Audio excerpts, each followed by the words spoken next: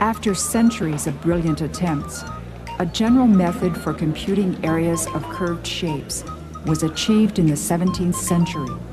That method is called integration. When Greek traders asked questions about specific areas and volumes, Greek mathematicians were able to offer specific answers. The area of a rectangle is the product of its base and its altitude. A triangle has an area half that of a rectangle with the same base and altitude. Any plane figure, bounded by polygonal lines, can be divided into triangular pieces, which makes its area the sum of the areas of all the pieces. But how does one find the area of a curved figure, a parabolic segment, or an even more exotic shape? These mathematical questions were challenges to the mind and spirit of Greece. In an intellectual marathon, which may be thought of as a relay race toward the calculus, Greek mathematicians competed to find a general method of quadratures, a process for calculating areas of curved figures. There were strong entries from other cultures, but the first lap was a victory for the Greeks. Their idea was to approximate the curved figure with inscribed polygons. Attempting to exhaust the whole figure, bit by bit, they used an increasing number of sides.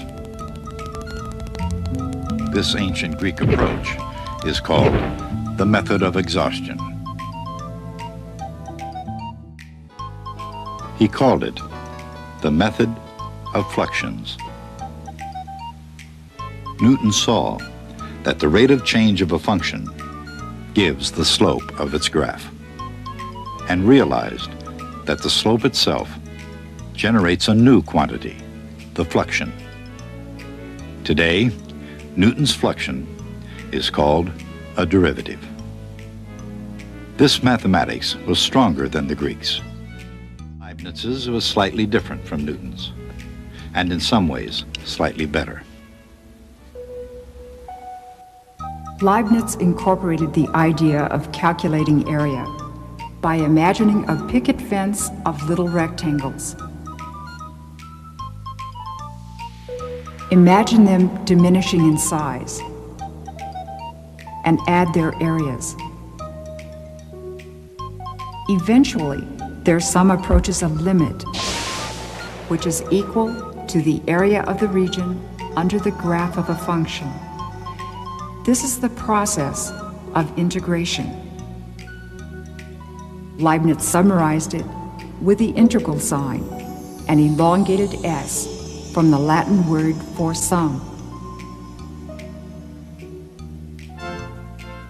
Both Leibniz and Newton, each a genius with a new idea, recognized something the others had overlooked.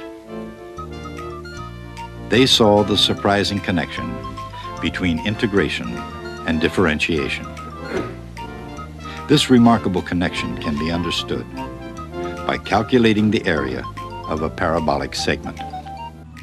Since the derivative of velocity is acceleration, velocity can be obtained by integrating the acceleration.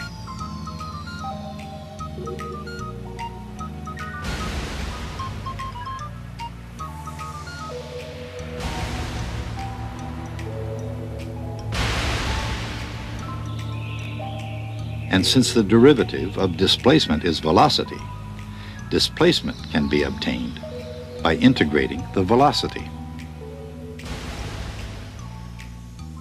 Newton was aware of the profound power of this new mathematics.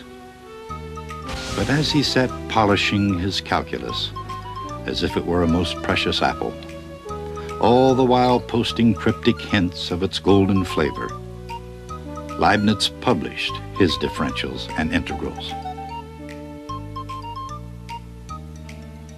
3 years later, Newton somewhat reluctantly published his mathematical principles of natural philosophy, the Principia.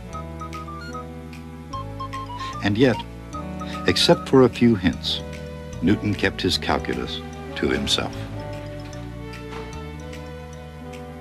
While Newton remained secretive about his work, the same could not be said of his countrymen, who praised him at the expense of Leibniz.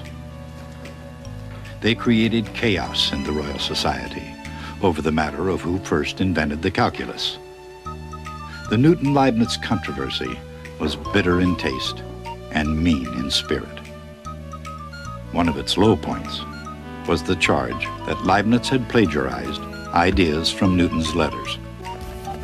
Leibniz was outraged and demanded a formal hearing. Of course, since Isaac Newton himself was president of the Royal Society, Leibniz might have made a wiser move. This has come for you by hand, sir. Oh, thank you. Even before pleading his case, Leibniz was judged guilty. The messenger would know if you wish to send a reply. No reply. Thank you, sir. And so, Leibniz, who'd begun his career in mathematics with the philosophy of optimism, ended it with an equation of bitterness. Hearing of the German's death, Newton boasted, "I had broken Leibniz's heart." Ironically, though Newton's fluence and fluxions were to rule Britannia for a century thereafter, Leibniz's notation was better, and it became the universal language of mathematics. His symbol for the integral conveys a sophisticated idea. The integral is the area of the region under a curve, and at the same time, it's an antiderivative. And so, the race for the calculus that began in ancient Greece finally ended in a controversial photo finish. There could have been more than enough glory for both winners. But while the glory wasn't shared, the prize was. Not between Newton and Leibniz, but among every generation since. The insight of Leibniz and Newton, most notably the connection between differentiation and integration, has evolved into a tool of incomparable value in mathematics. Thanks to both Leibniz and Newton, differential and integral calculus are the collective language of science.